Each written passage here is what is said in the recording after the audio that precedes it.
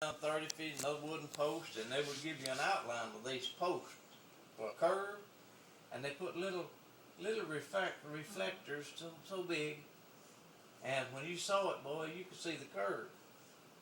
Anyway, that thing was a good target for Daddy teaching Mama how to shoot that pistol. And he'd drive at night and she would shoot them reflectors out of the signposts. Pretty soon the law got onto them.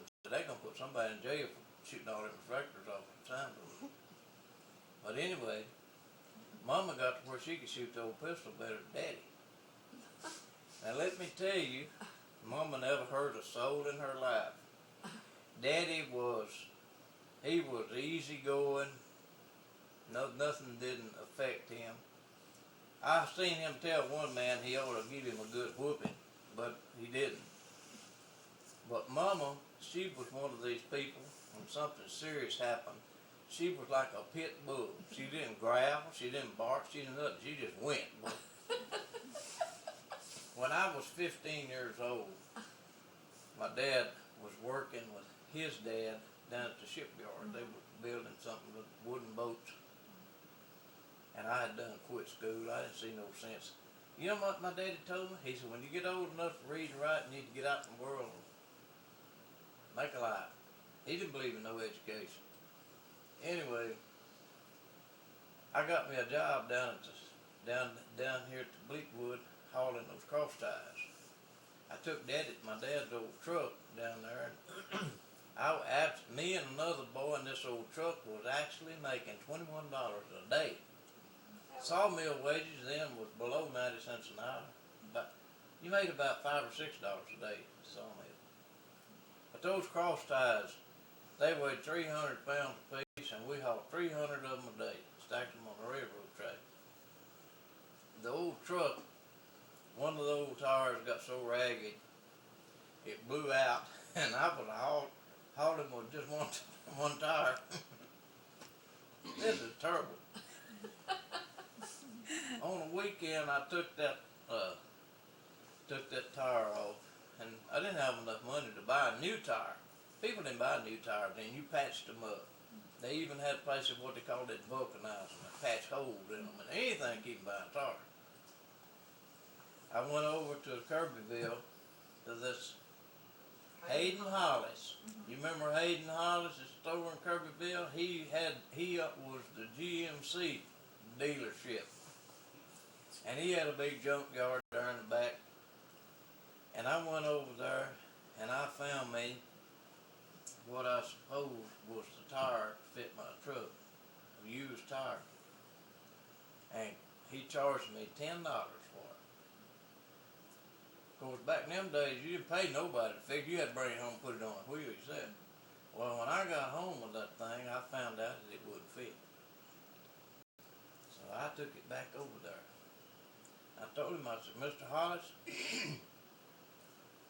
this tire won't fit. I got a certain size rim, it won't fit. And you know what he told me? He said, son, I'm in the business of selling, I'm not buying. In other words, he wouldn't give me my money back. So I just rolled the tire up around his door, and I told him, I said, well, if you need that $10 worse than I do, just keep it. And I left. And I come home, I didn't have no more money, and I was sitting around pouting up there. What in the world am I going to do? What in the world? Mama come out there.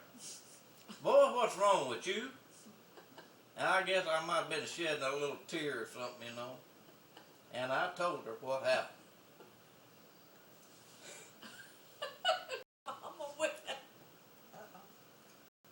After a few minutes, we had an old 49 Plymouth car.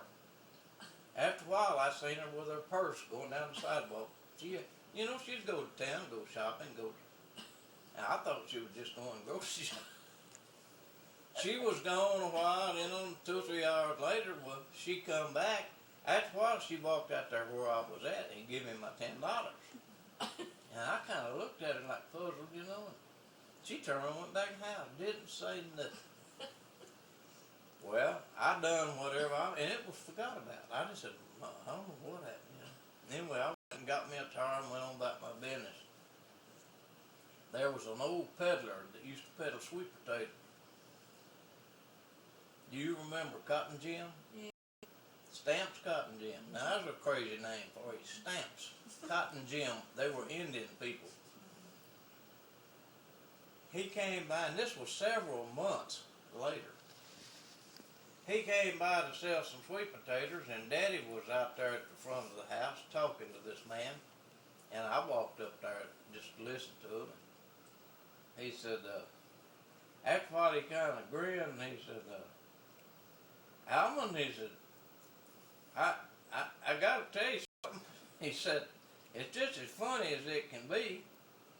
And Dad said, Dad didn't know a thing in the world about it.